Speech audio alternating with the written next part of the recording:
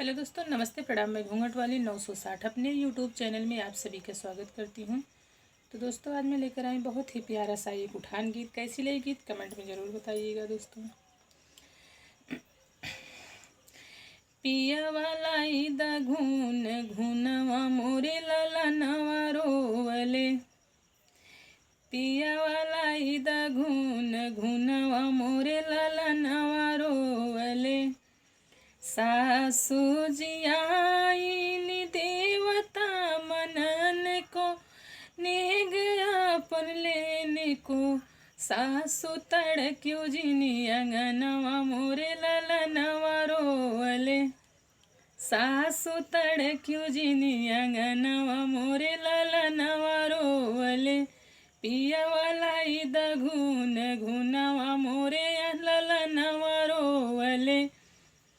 जेठनी जो आईनी पीपली पिसन को नेग अपन लेने को।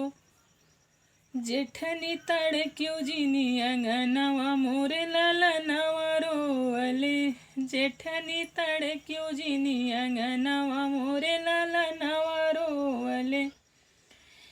रजौला ईदा घून घूनवा मोरे ललनवा रोवले। पिया वाला ईदा घून घूनवा मोरे ललनवा रोवले। ननदी जियाईनी काजला रचन को नेग अपन लेने को। ननदी तड़क्यू जिनी अंगनवा मोरे ललनवा रोवले। ननदी तड़क्यू जिनी अंगनवा मोरे ललनवा रोवले।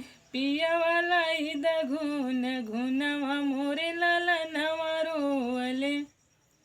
तो दोस्तों, ये था मेरा प्यारा सा एक छोटा सा उठान गीत। कैसी लगी गीत कमेंट में ज़रूर बताइएगा। प्लीज़ मेरे चैनल को सब्सक्राइब करना, वीडियो को लाइक करना दोस्तों।